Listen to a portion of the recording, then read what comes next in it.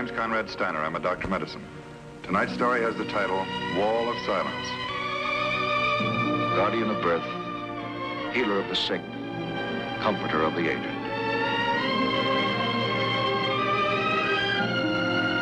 And the qualities of the worthy physician are three: the eye of an eagle, the heart of a lion, the hand of a woman.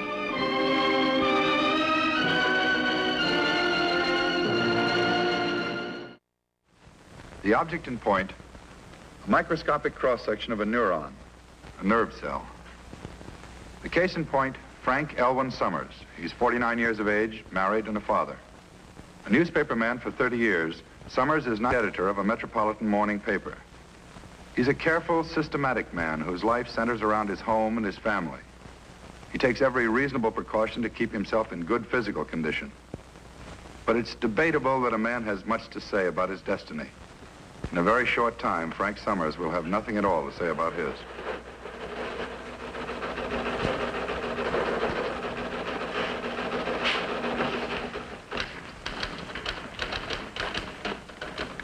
You want to check this wire copy, Mr. Summers? Mm-hmm. That's all there is. You can go on home. Thanks. Good night. Night. Right, Frank. Night. Oh, by the way, Bill, if I'm a few minutes late tomorrow, cover for me, will you? My boy's graduating from high school. We're giving a little party for him. Congratulations. Ella must be proud. She is. You know, he's got a scholarship at Banner Tech. Starts next fall. Still want to be a physicist? What he knows already scares me. Every time we get a break on a new atomic weapon, Phil has to explain it to me. Well, I'm glad to hear of someone going into a respectable business. Don't worry, Frank. I'll cover for you. Thanks.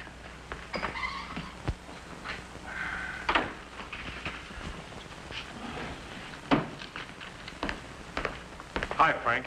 Hi. Say, Frank, wasn't that Harrison from the wire service that came up to see you tonight? Mm-hmm. Excuse my asking, but was it about a job? There's an opening in the Paris office. Are you going to take it? No, it's not for me.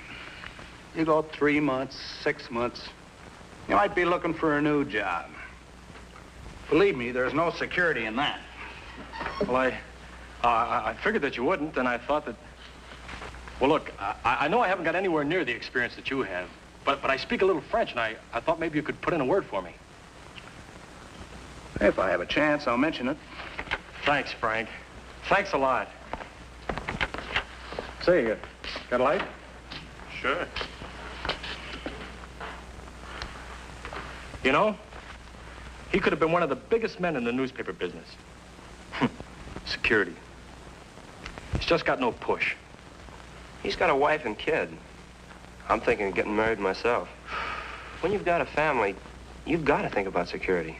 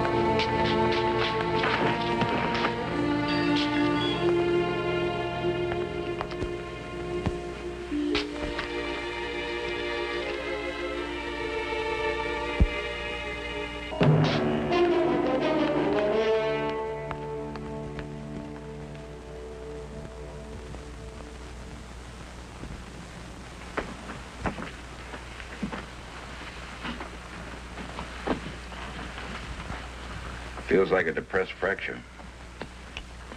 Hemiplegia. Concussion, possible depressed fracture, probably an extradural hematoma. Prepare a cut down. We'll get some whole blood going. You're going to elevate the fracture. Well, he's in shock. We'll have to get the blood pressure up a little and then get an x-ray. I'll go and talk to the wife. Dr. Watkins? Dr. Watkins? Mrs. Summers? Yes. How is he, Doctor? Well, he hasn't regained consciousness. It's impossible to tell just yet how extensive the damage is. But he's going to live? He may have a depressed fracture of the skull. We're getting an x-ray now. If he does, we'll have to elevate the fracture to remove the pressure on the brain. It'll be a while before we have our answer. I'll let you know as soon as I've seen the x-rays. Doctor, would you tell him, if he wakes up, that I made our boy go to school for his graduation today? I know it's what Frank would want. Tell him that if he wakes up. He'll want to know. All right, Mrs. Summers. Frank's always been so strong. A thing like this could possibly... The x-rays will tell us a lot more, Mrs. Summers. Laswell. Dr. Laswell.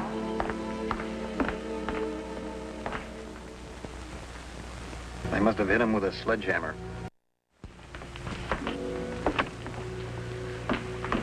Doctor, the nurse called and said he'd regained consciousness. Yes, he has. Oh, thank heaven. I was so worried. It's been 3 days. He's definitely out of danger now. Well, he's in no immediate danger, Mrs. Summers. Can I see him? There are a few things I'd like to discuss with you. Well, just let me tell him I'm here. Frank, I was so worried. How do you feel, darling? Frank, what's the matter? Doctor, what is it? I tried to tell you, Mrs. Summers. Your husband can't speak just yet.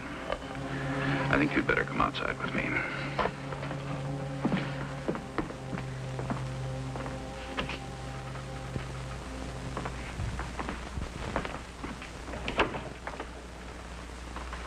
Why did they tell me he'd regained consciousness?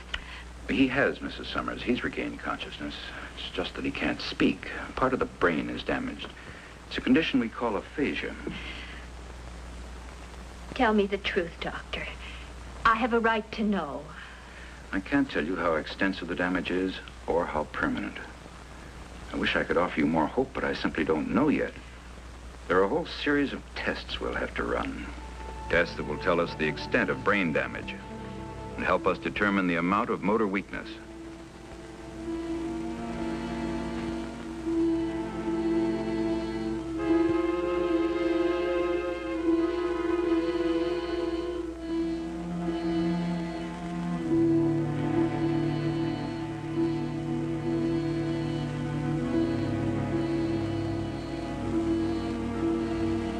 Tests to determine whether his intellectual activity is impaired. Some of the disability may be expected to disappear spontaneously. Some damage may be permanent. The hemiplegia, that is the paralysis of his right side, has already begun to clear by itself. There may be some residual weakness of the muscles, but not enough to handicap him. Then why isn't he able to speak? What exactly is the matter with him? He has motor aphasia, agraphia, and alexia. That's a technical way of saying that he's lost the power to speak, to write, and to read. Then you mean that his mind is definitely... No, His intellectual capacity seems completely unimpaired. It's just that he has no way of communicating. But even if he can't talk, he can still move his hands. Why can't he write? Well, the damage isn't to the hands or to the eyes or to the vocal cords. The damage is to parts of the brain that control all those functions. It's not easy to explain, Mrs. Summers. Look, think of the brain as sort of a central exchange in a telephone company with thousands upon thousands of connections going to every part of the country.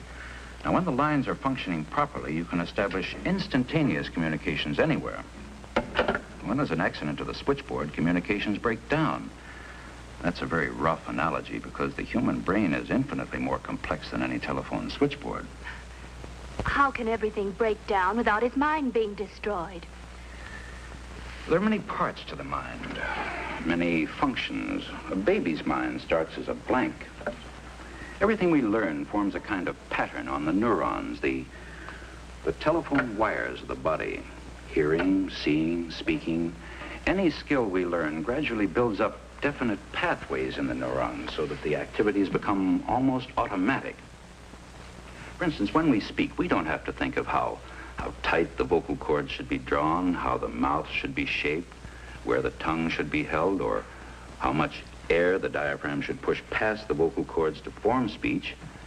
Yet all of these activities take place in saying a simple word like, well, like mama.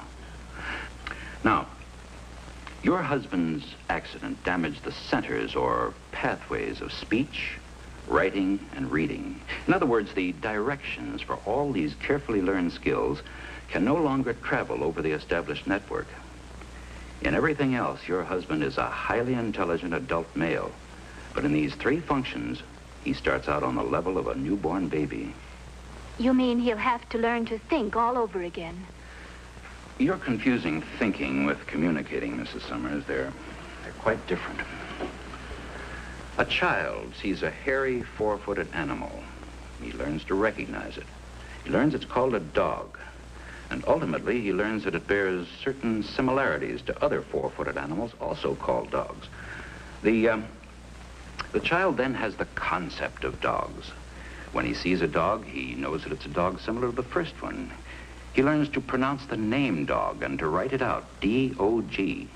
Now, in your husband's case, the communication centers are damaged so that it's impossible for him to say dog, to write dog, or to recognize dog when he sees it written. I want you to understand the magnitude of his problem, Mrs. Summers, but you must also understand that it's not a hopeless one. A great deal of retraining is possible. And he'll be able to speak again? I think there's a good chance. It'll depend on his will to relearn, on you, on his family. He needs a strong incentive. It's a long, hard fight for a man to make, doubly hard for a man who's still highly intelligent to have to start out again at a pre-kindergarten level. But you can repair the damage. Not repair, Mrs. Summers, but we can train new pathways. Your husband is right-handed. Like most people, the left hemisphere of the brain is the dominant. It's the side that controlled all those complicated skills. It's also the side that was damaged. Now, some of that damage may be reversible, and it's also possible to train the undamaged right side to take over part of the work. It's possible. It isn't easy. How long would it take?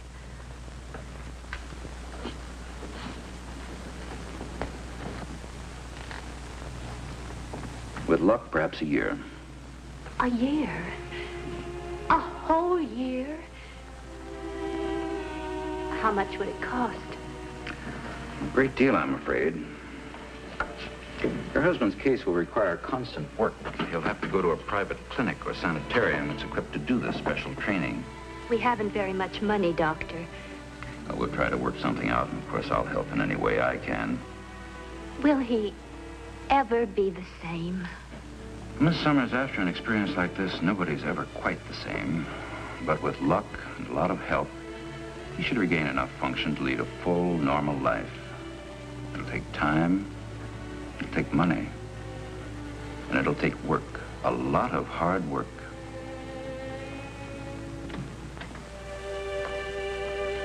Dad, you're looking fine, just fine. I just wanted to tell you that everything's going to be all right at home. Got a job. I know you count on me going to college, Dad, but there'll be plenty of time for that later, honest. It's a good experience for me to do a little work. You know how you're always trying to tell me the value of $1? Now I got a chance to learn. Mom has talked to them at the book department at Almira's. She wants to work part-time. You just get yourself well, Dad. We're doing fine, just fine. And we want you to come home real soon. Well, I'll see you later, Dad.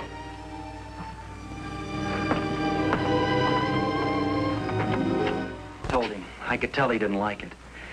Doctor, there must be something you can do. It's horrible to have to look at him like that, just lying there. It's pretty horrible for him, too, Phil. He's trapped behind an invisible wall, unable to say a thing to a single living soul. It's very lonely. I know that. I told him it doesn't make any difference about us, about how I feel. His rehabilitation and retraining can start next week at the sanitarium. His first problem will be to regain the use of his right side. This part, the process of regaining the strength of the muscles, is relatively easy. As the edema in the brain subsides, much of the movement will return spontaneously. He'll probably never regain 100% use of his right hand, but the paralysis is clearing rapidly.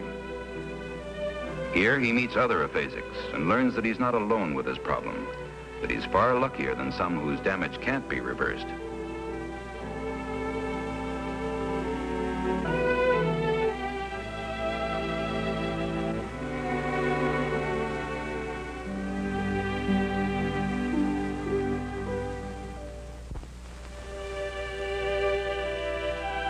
At last, when he's well enough to care for himself, to live at home, returning to the sanitarium only during the day, he begins the really difficult part of his training.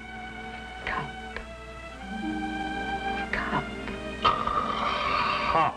Fine. The discouraging, endless process of relearning to read and write and talk. The battle to achieve the simple things which we take for granted. A man's universe shrinks to the dimensions of his own needs. Mom.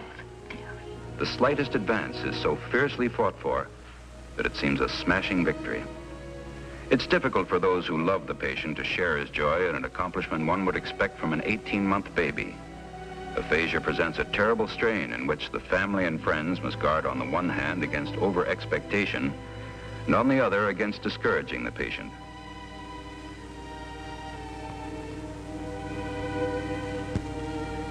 Hello, I'm fine. Hello, I'm fine. That's excellent, but I think we'd better stop. Better not overdo. Hello, I'm fine. Hello, I'm fine. Hello, I'm fine.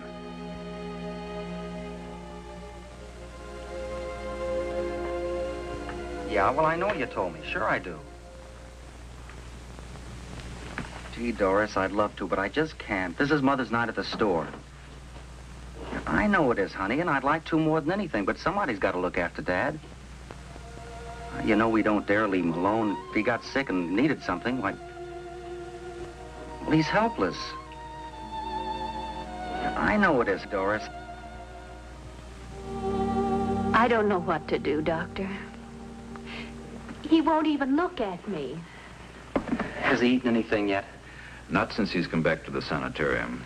I wouldn't have done anything in the world to hurt Dad. I sure didn't mean it the way it sounded, like he was crazy or something. Well, actually, there's no reason why he can't be left alone now. What you said wouldn't have upset a healthy person, Phil. You've got to realize how frustrated and useless your father feels. It's not unusual for a patient to be depressed during the course of retraining, but this is a withdrawal from something in reality which frightens him. He's probably worrying a lot about money, too, Doctor. He always has. I thought when he came home, he'd feel better about all of us being together. He used to say that a family holding together was the only security people have. Was your husband an only child, Mrs. Summers? He was an orphan. I see. Then it's natural that family and security would mean a great deal to him. He used to say that the most difficult thing was for a man to have to face life alone.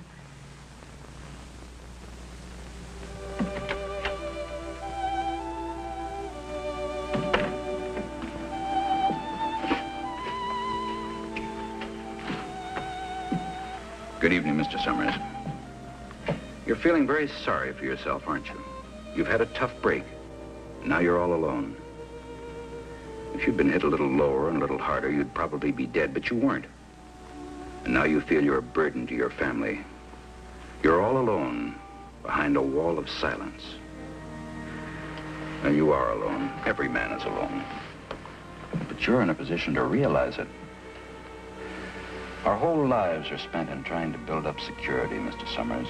Security is our mother, our friends, our business associates, our wives, our children. But actually, every man is all alone. He's connected to his friends and family by a series of tenuous little nerve pathways. You've seen how easily these pathways can be damaged. Each man must live within himself. His security must be built within himself, in his own mind.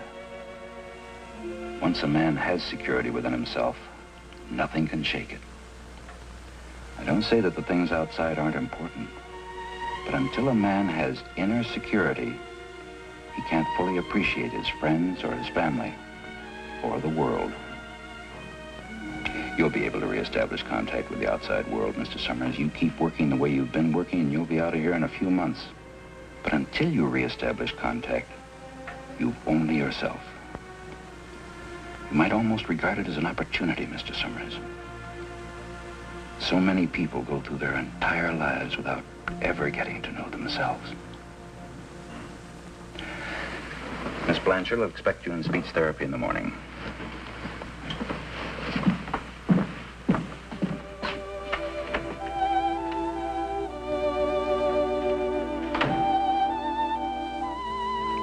Yes, Mrs. Summers, he's showing remarkable improvement. His speech and writing are coming along well. Potatoes. He's beginning to read. Within a few months, he should be able to carry on simple conversations. Frank.